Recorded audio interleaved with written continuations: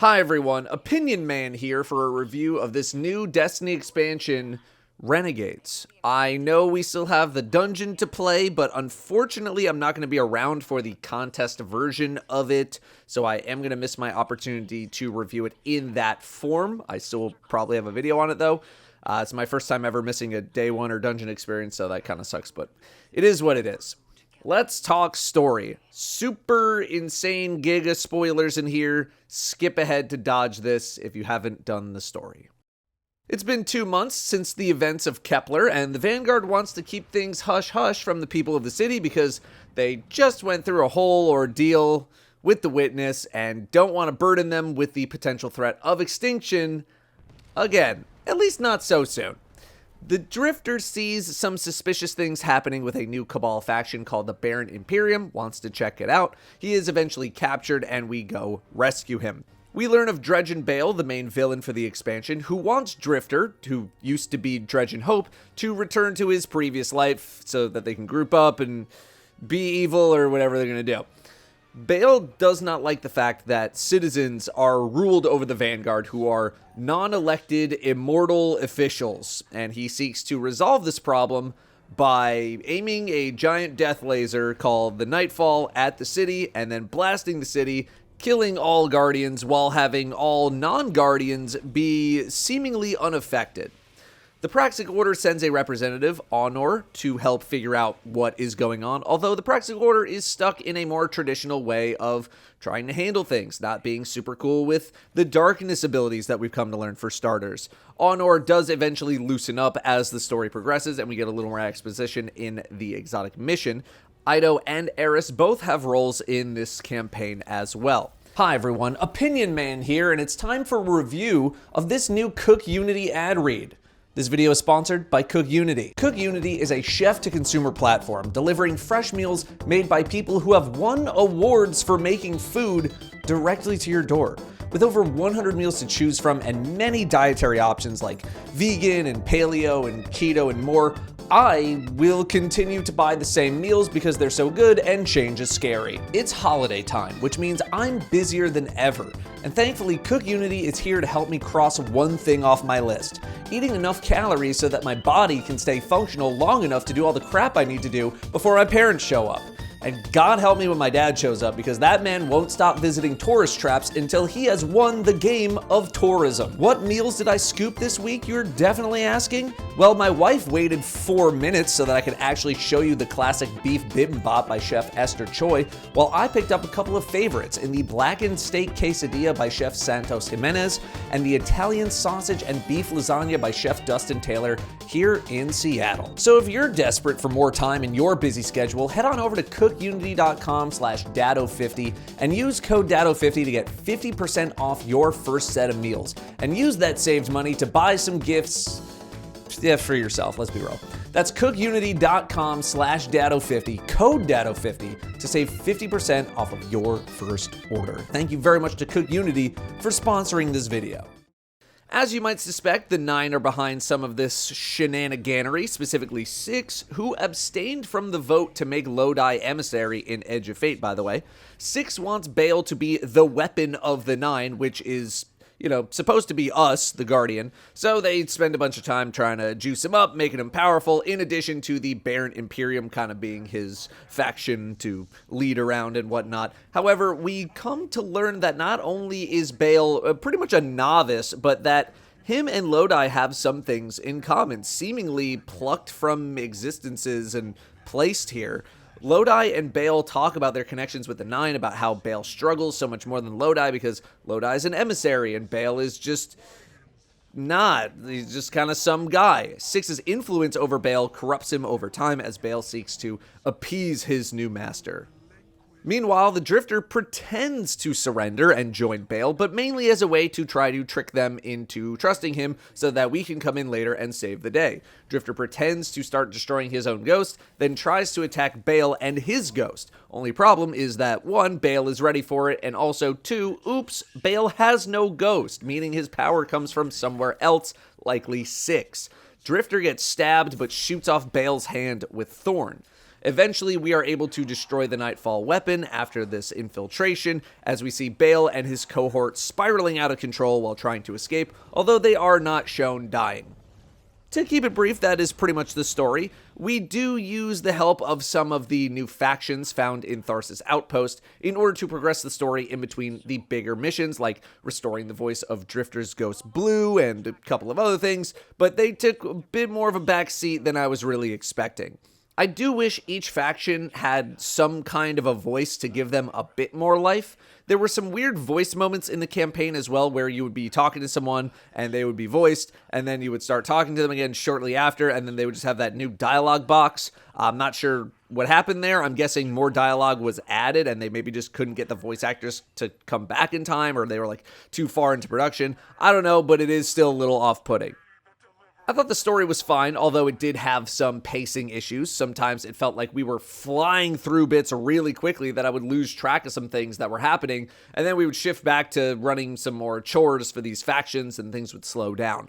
I also found it interesting that some of the more revealing, interesting plot points were just some dialogue that you listened to during Lawless Frontiers. I thought the whole part with Lodi and Bale talking, learning what it's like to be under the influence of the Nine, was kind of interesting. How Lodi isn't affected as much, and Bale coming to the realization that maybe, his situation that he's in is kind of not good, or it's wrong. It was a big turning point for figuring out who Bale was, putting some humanity behind him, seeing a different side of him, all things that you might have just not been paying attention to because it happens during Lawless Frontiers when there's a ton of gameplay happening. And even past that, there's some stuff in lore books that dig into his past even more that you're just not going to see, that builds him out to be a bit more than just a Destiny Kylo Ren. The threat of Nightfall was indeed very real. It actually kind of sucked finally seeing some other NPC guardians litter a social space, only for them to die halfway through the expansion. Drifter getting stabbed too was a bit of a surprise, even him starting to crush his own ghost and seeing some of the cracks in the ghost shell. I did actually think that there was some potential crazy twist happening where Drifter did actually bail on us and switch sides. Like, dude, you're already selling you're selling it with the ghost. You don't actually need to destroy the ghost. That being said, it was tough to envision someone like Drifter dying even after getting stabbed. You're kind of hit with that initial shock of like, oh, you just got stabbed. But then after a couple seconds, I was just kind of like, yeah, they're not going to kill the Drifter here. It's just not going to happen. I also thought the final mission was pretty cool with all the vehicle combat, the Sparrow sections, although not having some kind of big finale boss fight moment was an interesting decision. I'm guessing that's being saved maybe for the dungeon or something like that, but I would have liked a bigger finale moment that I was actually a part of. Like, yeah, the Nightfall weapon gets destroyed and all that, but it was in a cutscene, which was cool. Like, it's a good cutscene, but like, I wish I could be a part of that a little bit more.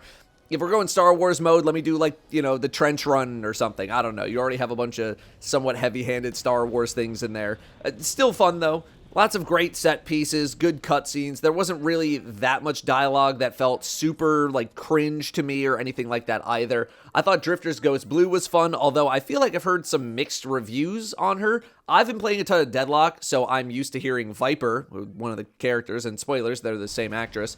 I do think we maybe went into the Lawless Frontiers one too many times, but I get that you want to use, all the space that you built for the campaign, plus use it as a way to introduce people to the activity. I could have done with one or two fewer trips. I wasn't too turned off with all the Star Wars stuff either, although a couple of things were maybe a bit too on the money, and those things happen at the very start, which could lead people to think that it's going to be like that the entire time.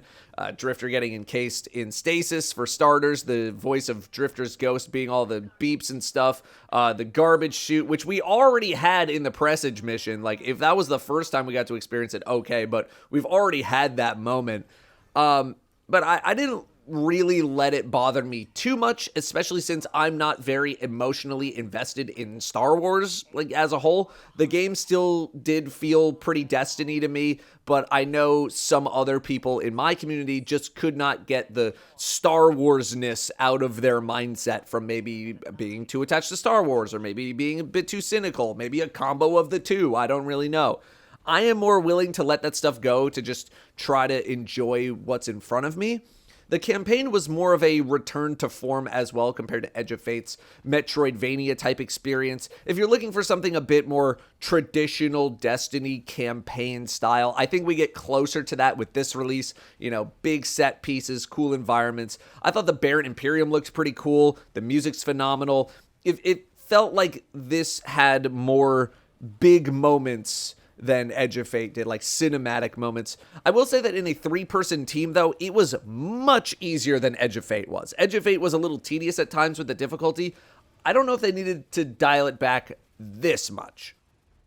Gameplay-wise, Bungie did add some new features to the game, like 300 more vault spaces and a ton of filtering options for the vault. Exotic armor ornaments now being usable on any exotic in that slot on that class to open up the fashion game a bit more. The new order system, which is essentially automatically refreshing bounties, although we did lose the weekly challenge system as a result, which I found odd.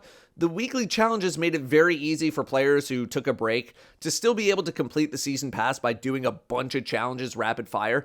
Now those big XP chunks are replaced by orders, which can't really be stockpiled in the same way. I don't know if Bungie thought having both would just be too much, but I thought orders and challenges were going to live together. Like, orders were the smaller things that you went to go do, and then challenges were, you know, weekly type experiences to chase after. Also, the weekly bright dust you can earn from orders appears to be capped, and while that's not going to be a problem for most people, I don't see why we need to go through this issue yet again. All it does is perpetuate the whole, company's just trying to make changes to get people to log more hours metrics conversation that I'm really tired of having. Renegades didn't have any of the huge systems changes that Edge of Fate did with the portal and the leveling and all that, but I can talk about how it's been updated over the past few months, I guess.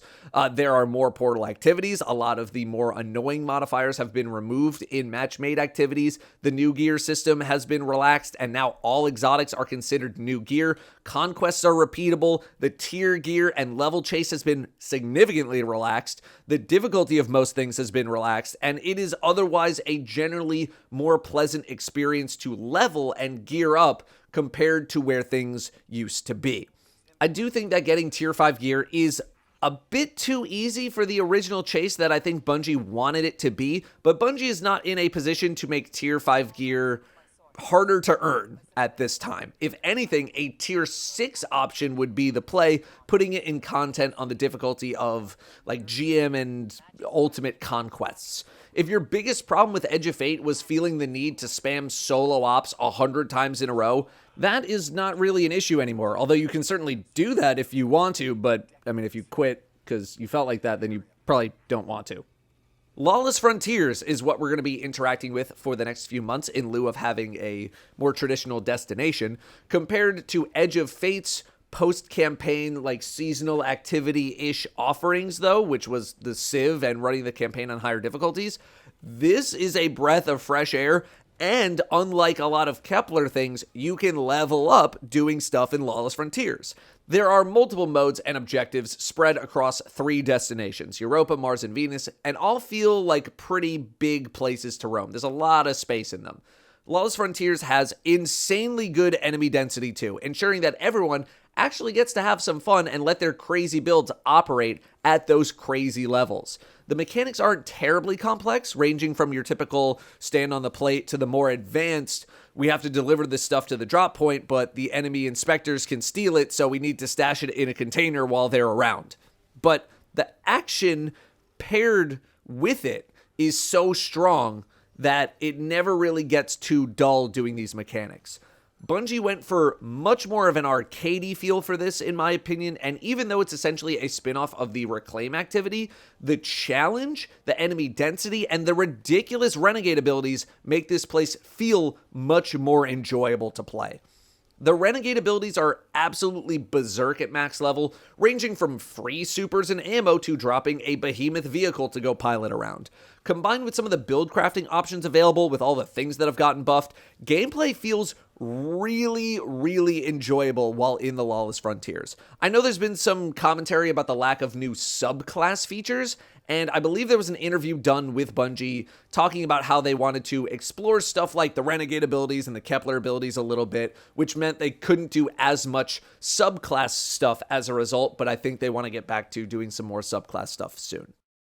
On the other hand, the invasion mechanic feels like it needs some pretty significant adjustments. In certain instances of Lawless Frontiers, you can be invaded by another player who has the goal of getting 6 points, 1 point per kill and 1 point per kill medallion picked up.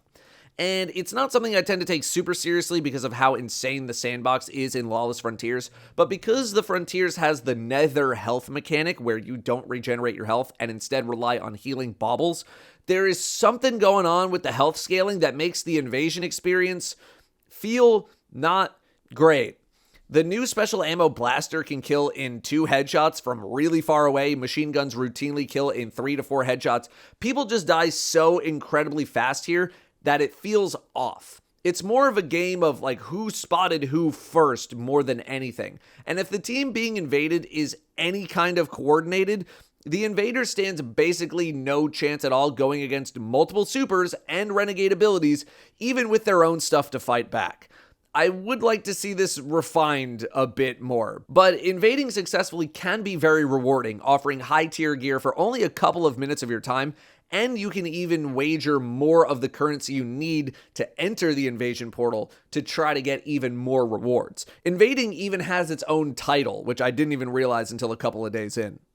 Another goal of the Lawless Frontiers is to level up the 3 factions, the Pikers, Tharsis Reformation, and the Totality Division. This is mainly done through contracts, which boils down to run this node in the Lawless Frontiers if you want reputation with us. Rank 5 is going to get you all the possible rewards from a faction, and it is possible to level up all factions. You do not lose reputation by completing contracts for other factions. These factions all have their own weapons, their own abilities, shader, all that kind of stuff. Of course, there are new weapons, armor with armor set bonuses, new exotics, the things that you would expect from an expansion. The blaster weapons feel pretty good. The heat mechanic on those weapons replaces typical reload mechanics, and it feels fine there as well. The Praxic Blade, aka the lightsaber, comes with tons of customization and build crafting options, on top of an absolutely stacked seasonal artifact to buff the hell out of it. Bungie is not afraid of making people feel monstrously overpowered, and yet even with all that strength, the final stages of a GM Frontiers run can still get a little dicey, which I appreciate.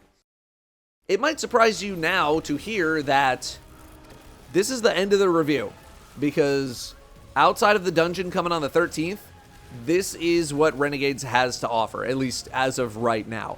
I'm not anticipating a ton more things to pop in after the dungeon, although if more stuff does show up, I will absolutely inform you. I'm not sure the staying power something like Renegades is going to have, especially considering that Bungie did not reset the level grind. I'm not exactly complaining that they didn't reset it, because I wasn't in a big hurry to go from 200 to 550 again, even if it has been made considerably easier. And because the tier 5 gear chase was made much easier, I'm already drowning in the best armor the game has to offer. So that pursuit is now off the table as well, outside of hyper optimizations that I could do but probably won't. I've been enjoying the various builds I created specifically for this expansion, but that's only going to last so long as well.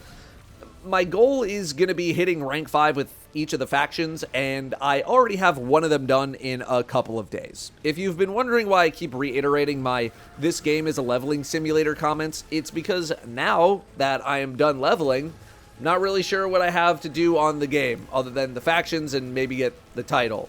My issue isn't really with Renegades itself, more than it is I'm going to be done with it much faster than I previously anticipated.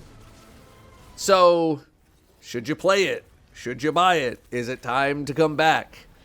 Well, I think if you bought the Year of Content already, the Year of Prophecy package or whatever it's called, then I think you might as well play it for the campaign, although I hope you skipped over that section while watching this video. Like, you already own it. I don't think you're going to be miserable playing it unless you are intentionally looking to be miserable while playing it. Should you come back to Destiny?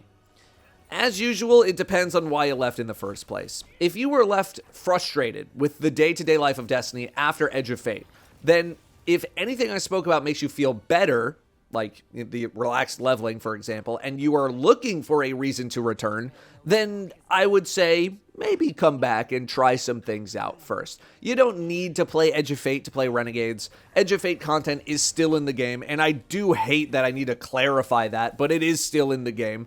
You might be a little lost on the 9 story arc, but you can still follow the Renegades story itself mostly okay. I'll put it this way. If the question is, when was a better time to return, Edge of Fate launch or Renegades launch, it's Renegades launch, and it's not close. The portal is still here, and I don't think it's going to be going away in the next 6 months, but it does feel more enjoyable and more relaxed to play, not to mention more rewarding compared to a few months ago. But much like I said for Edge of Fate, I'm not sure Renegades is going to wake up anyone who is tired of Destiny. If you are still cynical about the game, if you are still tired about the game, you are still probably going to be cynical and or tired after Renegades. It is still some more Destiny at the end of the day. It is still leveling, grinding gear, playing activities. It's just in a slightly better place than it was 5 months ago when it comes to that day-to-day. If anything, the fact that the expansion is so brief might be beneficial to some people, not feeling the need to invest dozens or hundreds of hours to get what you want out of the experience. Although, with a $40 price tag, I know some people want to get as much value as they can out of such a purchase, and that might not be enough for those people. Overall, Renegades feels fine. It's fine. It's another package of Destiny content. It is not a revolutionary expansion. It is not the one that's going to bring everyone back. I don't think it did everything right, but I don't think it did many things aggressively wrong either. It is floating in the middle. There are some neat things here and there.